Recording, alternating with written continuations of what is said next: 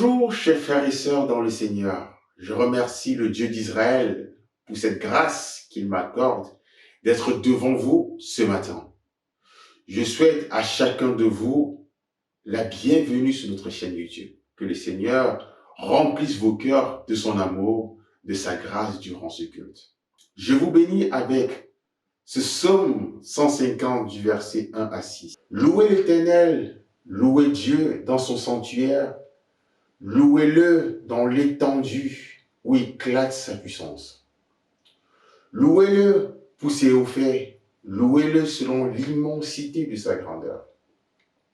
Louez-le au son de la trompette, louez-le avec le luth et la harpe.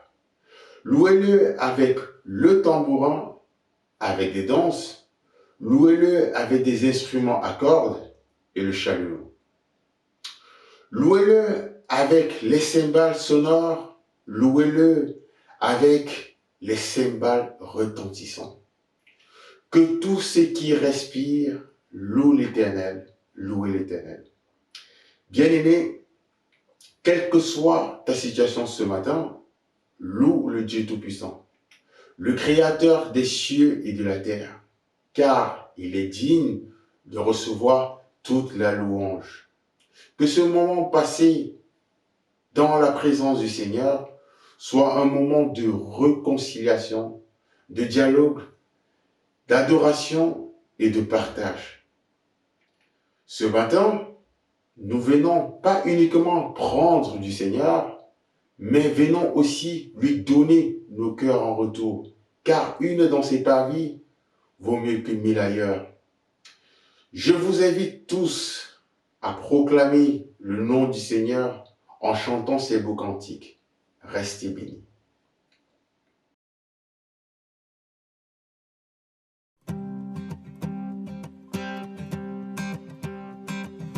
Quittant la gloire de ton ciel, tu es venu sur terre. Fils aimé du Dieu éternel, tes bras tu as ouverts. Ta grâce a bouleversé le cours de notre humanité. Nous crions ensemble victoire. Christ est la lumière du monde. Que sa gloire couvre la terre. Puissance infinie qui libère. Son nom est saint. Il est saint. Il est saint. Nous les fils et les filles du roi entonnons chaque jour un hymne de gloire et de joie, célébrant son amour. Les nations de la terre s'inclineront devant le Père, chanteront ensemble victoire. Christ est la lumière du monde, que sa gloire couvre la terre, puissance infinie qui libère, son nom est saint, il est saint, il est saint. Christ est la lumière du monde, que sa gloire couvre la terre, puissance infinie qui libère, son nom est saint, son nom est saint, il est saint, il est saint, son nom est saint, son nom est saint, il est saint, il est saint, son nom est saint.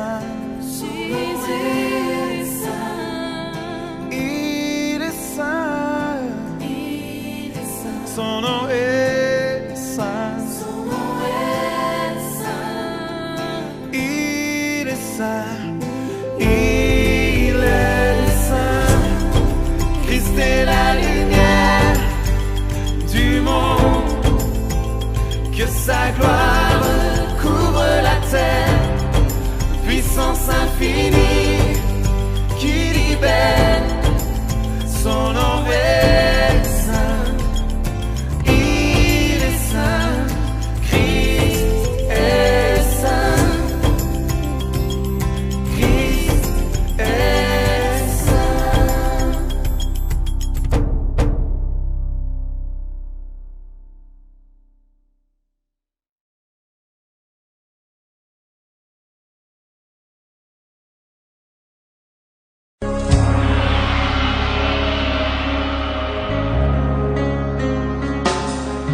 Tous les anges de sa sainteté,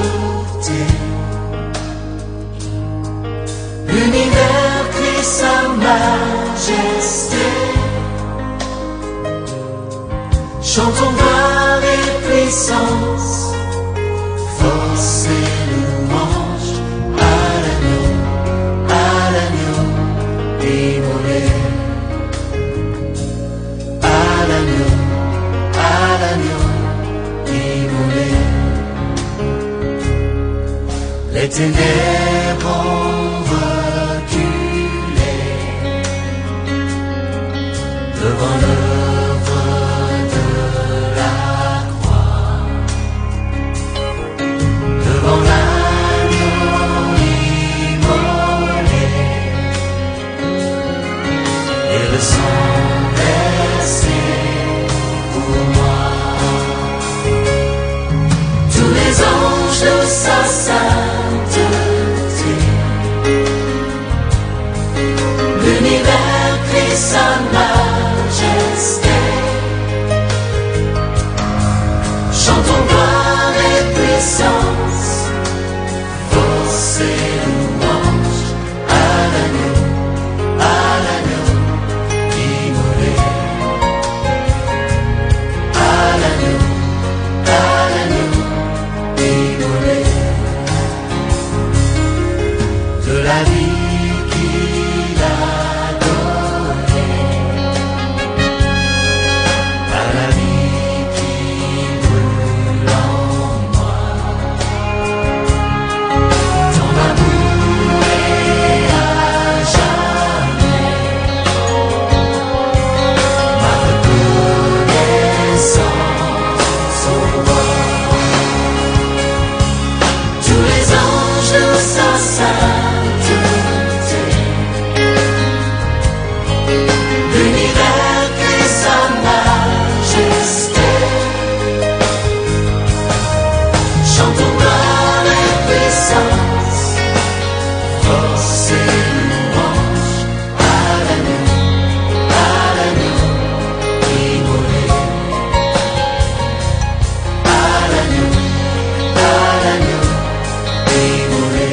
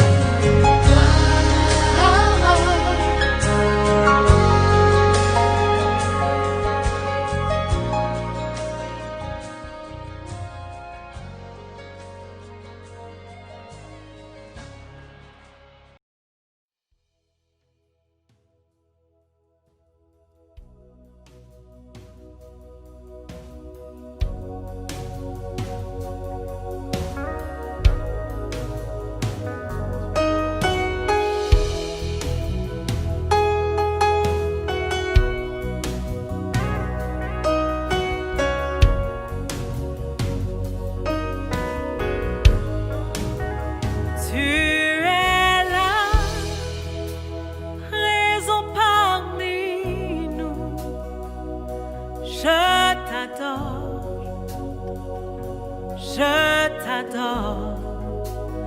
Tu es là, agissons parmi nous.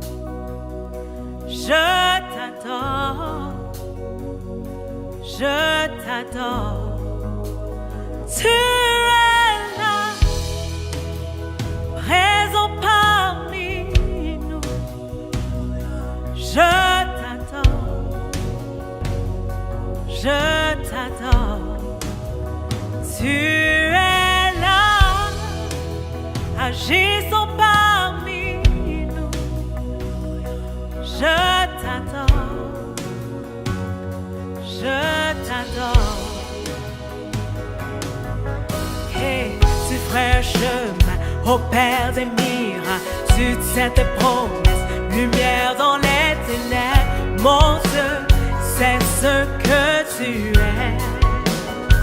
Oh yes, tu ferais un chemin au Père des miracles. Tu tiens tes promesses, lumière dans les ténèbres. Mon Dieu, c'est ce que tu es. Tu es là, présent parmi nous. Je t'adore, je t'adore.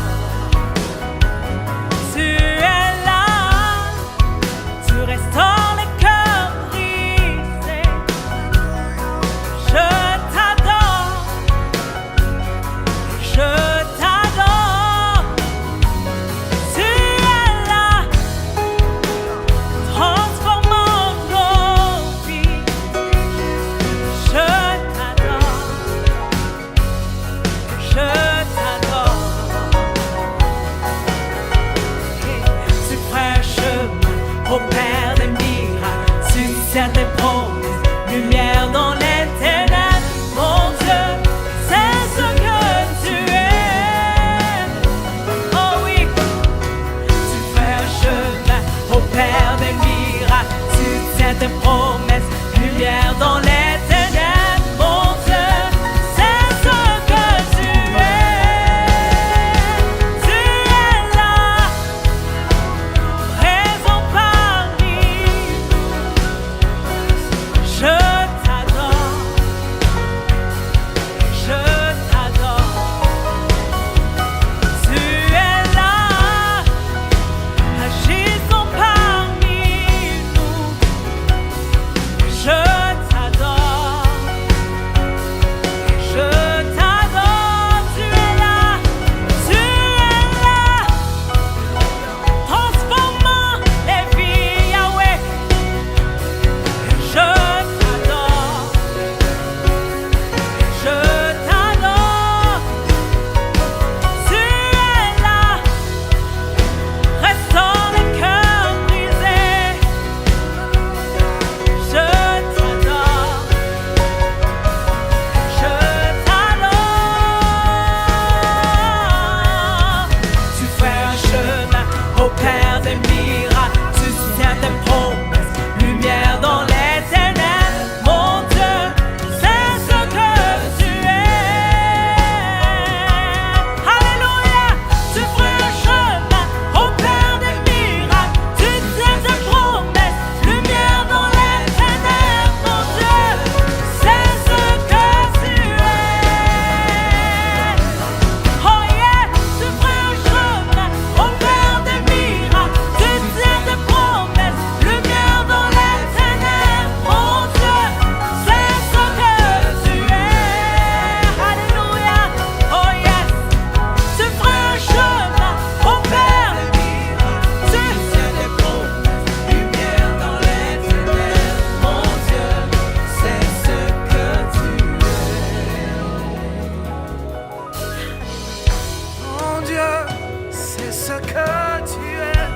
Alléluia, Le Dieu de l'impossible, c'est ce que tu es. Dieu des miracles. Mon Dieu, C'est ce que tu es. Oh yeah, oh yeah. C'est ce que tu es. Oh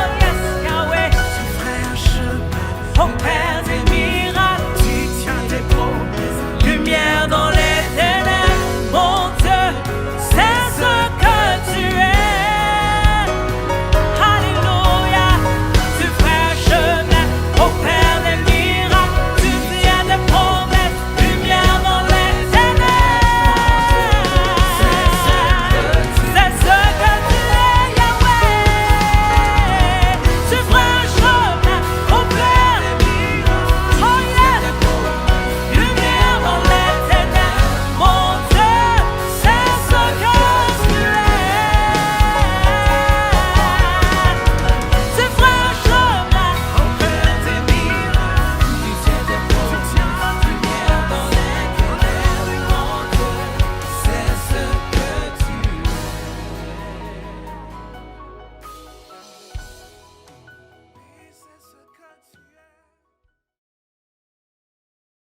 Seigneur, tu es digne. Notre Seigneur et notre Dieu de recevoir la gloire, l'honneur et la puissance car tu as créé toutes choses. Et c'est par ta volonté qu'elles existent et qu'elles ont été créées. Chers frères et sœurs, notre Dieu sait toutes choses. Pendant que nous entrons dans cette phase d'adoration et de prière, je vous exhorte à élever de courtes prières au Dieu Tout-Puissant. Car les bontés de l'Éternel ne sont pas épuisées, ses compassions ne sont pas à leur terme, elles se renouvellent chaque matin. C'est pourquoi, espérons en l'Éternel, ouvrons-lui nos cœurs ce matin. Que le Seigneur vous bénisse.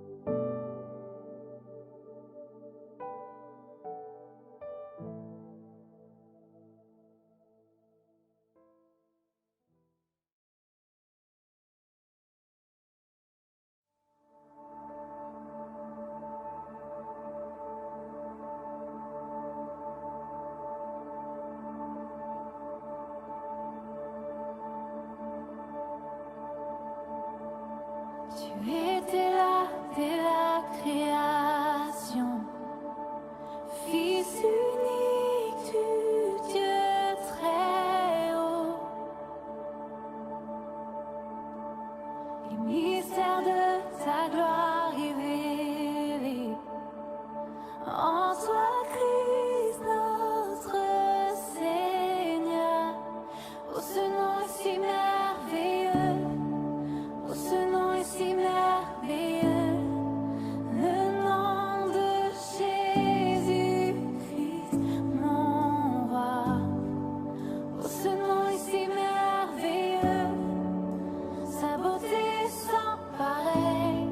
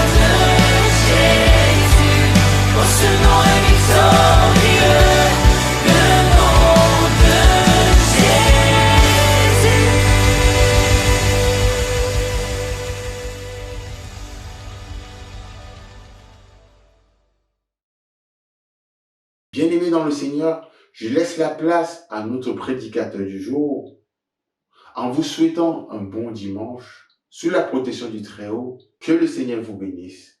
Amen. Bonjour frères et sœurs, ce matin pour moi c'est une joie de partager la parole de Dieu avec vous. Même si nous sommes loin les uns des autres, nous sommes près de celui qui nous aime, le Seigneur.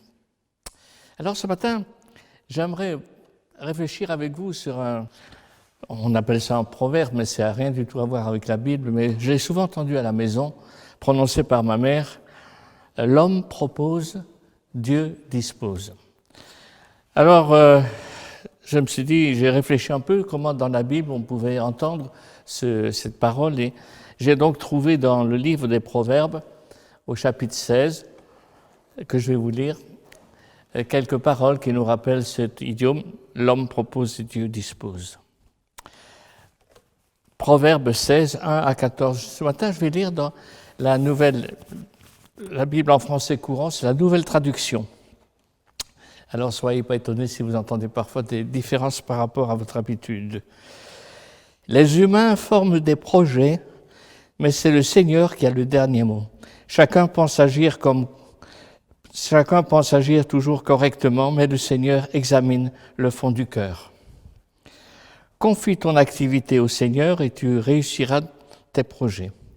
Le Seigneur a tout fait dans une intention précise, même les méchants pour le jour de leur malheur.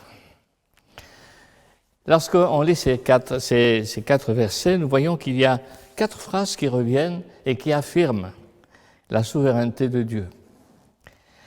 Alors, c'est vrai que chaque individu souhaite réussir pleinement sa vie, et ce désir de réussite est bien tout à fait légitime, on ne va pas le condamner. Mais en tout cas, il faut bien constater que pour beaucoup, ces projets renferment une conception très matérialiste et parfois égoïste de la réussite, comptant principalement sur leur propre force et non sur la foi en Dieu et en Jésus-Christ. Leurs principaux objectifs sont d'acquérir des richesses, de séduire leur entourage, d'avoir du succès, de briller dans la société, de disposer d'autorité et de pouvoir dans toutes sortes de domaines, d'exercer des responsabilités importantes, leur procurant honneur, gloire, prestige. Elles se préoccupent égoïstement de la satisfaction de leurs ambitions, de leur propre plaisir, de leur propre intérêt, sans la présence de Dieu dans leur vie, sans vraiment se soucier de la situation des besoins de ceux qui les entourent. Notez que parfois, on peut retrouver les mêmes traces dans la vie de l'Église. L'écrivain nous dit « Les humains forment des projets, mais c'est le Seigneur qui a le dernier mot. » Et le prophète Jérémie dit à peu près la même chose. « Je sais, ô Éternel, que le destin de l'homme n'est pas entre ses mains, mais celui qui marche n'est pas en mesure de diriger ses pas. » Quand on y réfléchit, nul n'est maître de sa destinée, tout compte fait. Je ne suis pas le capitaine de ma barque, je n'ai choisi ni mes parents, ni ma langue maternelle, ni même si j'ai une hygiène parfaite de vie, je ne peux pas me garantir de la maladie, ni même de la Covid. Quelquefois, je me demande comment je vais gérer certaines situations. Je réfléchis. Et dans ma tête, je retourne les différents aspects du problème, je pèse le pour, le contre de toutes les éventualités, mais je sais que la réponse vient d'en haut. Et malgré tout, je fais une fausse note parce que, au lieu de me tourner vers lui, je me prends la tête et je ne sais pas mettre davantage la chance de mon côté. Oui, les humains ont des projets. Il y a 3 exemples que j'ai trouvés dans l'Ancien Testament où les 3 personnages, Rebecca, Jacob et Ruth, ont été de ceux qui ont entendu la parole de Dieu. Abraham, pour Rebecca, dans la Genèse au chapitre 24, Abraham a envoyé son serviteur chercher une femme pour Isaac. Arrivé à Nacor, le serviteur remet à Dieu le choix de celle-ci. Et voici qu'apparaît Rebecca, celle que Dieu a destinée à Isaac, en réponse à la foi d'Abraham.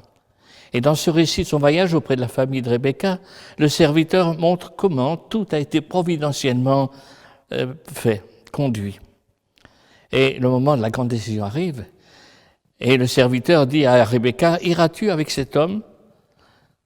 Déterminée et pleine d'espérance, elle répondit, « J'irai. » Cette simple réponse, « J'irai », va orienter toute sa vie. Sans tarder, elle se lève pour suivre le serviteur et rejoindre Isaac. Ce « J'irai » est aussi déterminant pour nous. N'est-ce pas la réponse que nous devrions faire chaque fois que nous nous tournons vers Dieu? C'est un appel qui est lancé à moi-même, à nous tous, à l'Église elle-même. Jacob, le deuxième personnage dans Genèse 45, Jacob est un vieillard, il est très âgé. Il est plus que centenaire, courbé sous le poids de beaucoup d'afflictions, surtout à cause de Joseph qu'il croit mort. Il est là, courbé par le poids des années. Et un jour, un de ses fils vient lui dire « Mais Joseph est vivant !» C'est une incroyable nouvelle pour ce vieillard. Mais quand il voit les chariots que Joseph a préparés pour le transporter, sa décision est prise. Il prononce cette parole décisive. « Joseph, mon fils, est encore là. J'irai et je le verrai. J'irai. » Quand Dieu ouvre les portes, savons-nous nous y engouffrer? Puis à Ruth, bien sûr, Ruth qui a connu la douleur de perdre son mari, elle accompagne sa belle-mère, Naomi, et le moment des adieux est arrivé. Et juste avant de se séparer, Ruth dit à sa belle-mère, « Où tu iras, j'irai. Ton Dieu sera mon Dieu. » La suite nous montre comment Dieu va bénir cette obéissance à l'appel de Dieu. Dieu est souverain, c'est lui qui conduit nos vies. Au verset 2, il continue, l'écrivain, en nous disant « Chacun pense agir toujours correctement, mais le Seigneur examine le fond du cœur. » Nous croyons parfois être sur le bon chemin, et pourtant on peut se trouver sur une voie qui finalement mène à une impasse. L'homme peut gravement se tromper. Je peux me tromper sur la qualité morale de ma conduite, parce que mon jugement n'est pas fiable, je peux me tromper. Le seul jugement fiable, c'est celui du Seigneur. Dieu pèse mes actions avec une balance infaillible. Voilà pourquoi dans le psaume 139, David nous dit « Sonde-moi, ô Dieu, pénètre mon cœur, examine-moi et pénètre les pensées qui me bouleversent. Considère si je suis sur le chemin du mal et dirige-moi sur la voie de l'éternité. » Nous sommes parfois satisfaits de nous-mêmes parce que nous croyons être sur la bonne voie, nous pratiquons bien notre foi, mais au final, ce qui compte, c'est ce que le Seigneur pense de moi. Il existe beaucoup de sectes aujourd'hui, de religions qui attirent du monde parce qu'elles savent chatouiller les oreilles. Ils s'intéressent à lui, à moi. Ils enseignent des choses qui font plaisir. Et ils invitent parfois même à suivre certains rites. Mais tout ça conduit à rien.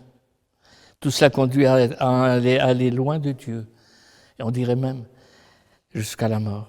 Souvent, quand on présente à quelqu'un le message de l'Évangile, il nous dit « Oh, je suis aussi bien que les chrétiens que je connais. Je n'ai pas besoin de sauveur. » Ou alors « Je suis sincère, je suis prêt à comparaître devant Dieu. » Parfois, les chrétiens disent ça, en oubliant qu'en effet, il faut comparaître devant Dieu. Je suis sincère, c'est vrai. Cependant, c'est qu'à la lumière de l'Écriture qu'il est possible d'évaluer correctement. L'apôtre Paul, dans Romains chapitre 7, verset 24, a bien évalué les choses en disant « Malheur, être humain que je suis, qui me délivrera de ce corps de mort ?» Le résultat est là. Paul constate qu'il est défaillant et qu'il est loin du niveau exigé par Dieu. Il se peut que parfois, dans vos relations, on vous nomme l'homme de l'année, qu'on vous donne une plaque commémorant cet événement, qu'on vous dise toutes sortes de gentillesses à votre sujet, comme ce sera le jour peut-être de vos funérailles.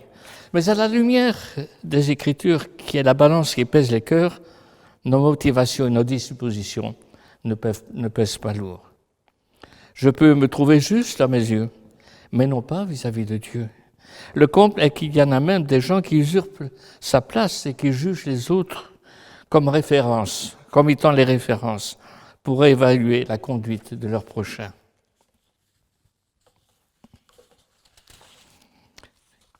Oui, c'est Dieu qui juge. La loi morale de Dieu est un parfait miroir. Elle reflète ce que je suis devant Dieu. Et malheureusement, ce n'est pas toujours beau à voir. Celui qui prétend obéir à tous les commandements divins ou à l'enseignement de Jésus souffre d'une certaine cécité. Il ne voit pas qu'il est corrompu, totalement dégénéré, qu'il a besoin d'un sauveur. Dans la première épître de Jean, il nous dit « Si nous disons que nous n'avons pas péché, nous le faisons menteur. Sa parole n'est point en nous. » Frères et sœurs, Dieu est souverain. C'est lui qui juge. Après ces constatations, nous voulons maintenant nous mettre en route. Expose ton activité au Seigneur et tu réaliseras tes projets. La Bible nous enseigne que pour réussir, l'intervention souveraine de Dieu dans notre vie est bien plus importante que l'intelligence, les compétences, le courage, les efforts humains. La Bible ajoute que sans l'intervention de Dieu, les entreprises humaines restent vaines. C'est David qui, au psaume 127, dira ceci : « Si l'Éternel bâtit la maison, ceux qui la bâtissent travaillent en vain. » Dieu a un plan précis pour chacun de nous. Un projet de vie, si nous l'acceptons, si nous nous efforçons de le mettre en œuvre, il nous conduira à la réussite dans notre existence. Elle nous conduira vers le vrai bonheur, vers la vraie paix du cœur et donnera à notre espérance une vraie dimension. Dieu veut la réussite de chacun de ses enfants, une réussite vraie et durable dans tous les domaines, en communion avec lui et son Fils Jésus-Christ, à son service et au service des autres. C'est une réussite qui se manifeste par l'amour, par la bonté, par la générosité, par le dévouement, par la solidarité, par la reconnaissance, par la louange, par l'adoration et l'annonce de l'évangile de Jésus-Christ. Dieu nous a donné sa parole. Dieu nous a donné dans sa parole des promesses de réussite sur lesquelles nous pouvons nous appuyer fermement pour construire notre vie conformément à son plan. Dans Jérémie, alors que le prophète Jérémie s'adresse à un peuple qui a désobéi, pourtant il ressort cette promesse de Dieu à ce peuple. « Je connais les projets que j'ai formés pour vous, dit l'Éternel, projets de paix et non de malheur, afin que vous donniez un avenir et de l'espérance. » L'apôtre Paul rappelle aussi cela dans Éphésiens, « Nous sommes son ouvrage, ayant été créés par Jésus-Christ pour de bonnes œuvres que Dieu a préparées d'avance afin que nous les pratiquions. » Si nous croyons que Dieu a un projet pour chacun de nous et une place particulière pour nous dans sa création, il est important que nous découvrions la place qu'il veut pour nous et qu'il nous a préparée d'avance pour réussir notre vie. Dieu nous donne dans sa parole des recommandations, des exhortations importantes pour entrer dans son plan. D'abord, nous avons à prendre conscience que nous sommes ses créatures.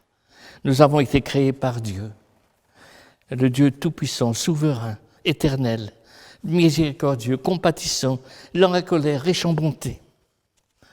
Nous sommes appelés à adorer Dieu, à le louer, à le glorifier, à le remercier parce qu'il est notre Créateur et qu'il veut que nous participions activement à l'œuvre de sa création. Le psalmiste dira « Je bénirai l'Éternel en tout temps, sa louange sera toujours dans ma bouche. » Nous sommes appelés à chercher la présence de Dieu et de Jésus-Christ. La réussite passe par cette recherche d'une communion permanente avec Dieu et Jésus. C'est Jésus qui dira à ses disciples, cherchez premièrement le royaume de Dieu et sa justice. Nous sommes appelés à chercher le Seigneur de tout notre cœur. Vous me chercherez et vous me trouverez si vous me cherchez de tout votre cœur. Il prendra soin de nous, nous dirigera et pourvoira à nos besoins souvent au-delà de ce que nous pouvions espérer.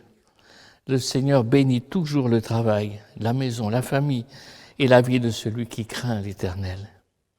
Nous avons à mettre notre confiance entièrement en Dieu. Lorsque nous formons des projets, la Bible nous enseigne de ne pas compter sur nos propres forces, nos compétences, si grandes soient-elles. Elle nous rappelle l'importance de mettre notre confiance entièrement en Dieu. Dieu a accordé à l'homme des dons, c'est vrai. Il peut être intelligent, instruit, travailleur, courageux, ingénieux, être très honorable, mais ça ne suffit pas pour marcher dans le chemin voulu et préparé par Dieu. La crainte de Dieu est la source de la sagesse. Sagesse de Dieu nous oriente toujours sur la bonne voie, même au travers des problèmes, même au travers des embûches, même au travers des difficultés, même au travers des épreuves de la vie. Il y a un avenir et de l'espérance pour celui qui persévère dans la crainte du Seigneur. La réussite, c'est vrai, passe par l'écoute permanente de Dieu, la recherche et l'accomplissement de sa volonté. Si notre demande est conforme à la volonté du Seigneur, nous avons l'assurance que Dieu placera dans les meilleures conditions pour que ces projets se réalisent. Nous avons auprès de lui cette assurance que si nous demandons quelque chose selon sa volonté, il nous écoute. Et si nous savons qu'il nous écoute, nous savons que nous possédons la chose que nous lui avons demandée, quelle qu'elle soit. Ces paroles se trouvent dans les premiers épîtres de Jean, au chapitre 5. Dieu est fidèle, toujours à nos côtés, pour nous guider dans nos choix, nos priorités, nos orientations, nos projets, nos décisions, et pour nous donner la force, l'énergie, le courage, la détermination, la volonté pour suivre avec constance et confiance la route qu'il veut pour nous. La parole de Dieu nous assure que si nous cherchons et accomplissons sa volonté, si nous obéissons à ses commandements, nous serons placés dans les meilleures conditions pour construire notre vie solidement, harmonieusement, inclus dans le plan de Dieu. Oui, Dieu agira, Dieu nous accompagnera, Dieu nous guidera, nous soutiendra, nous encouragera. Il prendra soin de nous et bénira les projets que nous aurons formés avec lui. Quel privilège nous avons ce matin, quelle force nous est donnée, quelle assurance au travers de la grâce. Dieu est souverain dans nos projets. Et le 4e verset est un verset un petit peu déroutant. L'Éternel a tout fait pour un but, même le méchant pour le jour du malheur. Voilà une déclaration bien déroutante. Même le méchant entre dans le plan de Dieu. Rien ne lui échappe. Rien n'arrive sans sa volonté. Il a un but pour toute chose, même si ce but nous échappe. Certains me diront « Oh, quand j'ai le journal qui est plein de mauvaises nouvelles, quand j'écoute la télé, je me demande comment les choses vont tourner. » Peu importe, frères et sœurs. Peu importe, car au final, elles iront exactement comme Dieu l'a décidé et pour sa gloire. Au psaume 76, le psalmiste dit cela, « Même la fureur des hommes tourne à la gloire de l'Éternel. » Les événements de ce monde suivent à la lettre son plan et ses objectifs. Dieu n'est pas complice du mal. Il ne peut être accusé de pousser les êtres humains au mal. Chaque être humain doit être tenu pour responsable de ses actes. Ce verset ne dit pas que Dieu a créé certains hommes pour la condamnation, pas du tout. Les hommes se condamnent par le choix délibéré et non par décret divin. Le proverbe signifie que Dieu a un but, un objectif ou un dessein pour toute chose. Toute chose a son effet, tout acte a sa récompense ou sa punition. Dieu a prévu un jour de malheur pour le méchant, tout comme il a appelé des cieux ceux qu'il aime. Tout ce que le Seigneur a fait a une destinée, celle du méchant et de la perdition. L'origine du mal et sa présence dans l'univers où Dieu est souverain et amour nous échappe, c'est vrai. Ce verset de Proverbe 16 nous le rappelle clairement. Dieu a traité le mal à la croix. La sévérité de son jugement souligne que Dieu ne peut être tenu responsable ni même complice du mal. Regardez, il montre sa souveraineté en ayant utilisé les ennemis les plus acharnés pour que Jésus soit finalement condamné et mis à mort. Il pensait en avoir fini, mais c'était le plan de Dieu que les ennemis de Christ étaient en train d'accomplir. Il montre son amour en acceptant de prendre. Jésus montre son amour en acceptant de prendre sur lui le châtiment qui devait reposer sur nous. Il montre sa bonté par le pardon qu'il offre, par l'opportunité donnée au monde de se repentir. Sur la croix, par la prière de Jésus, demandant au Père de pardonner le péché de ses bourreaux. Père, pardonne-leur car ils ne savent ce qu'ils font. Notre consolation vient non pas de la satisfaction intellectuelle de comprendre l'origine du mal, mais de la réponse que Dieu a donnée au problème du mal en donnant son Fils pour chacun de nous. Les humains forment des projets, mais c'est le Seigneur qui a le dernier mot. Permettez-moi de vous laisser ce matin quelques questions auxquelles vous répondrez quand vous serez dans le secret de votre maison. Quels sont tes projets pour le reste de la journée? Vas-tu faire ce que tu fais habituellement?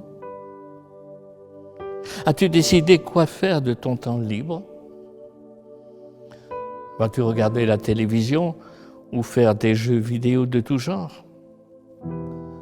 Quels sont tes projets pour les prochains jours? As-tu fait de la place pour Dieu dans tes projets?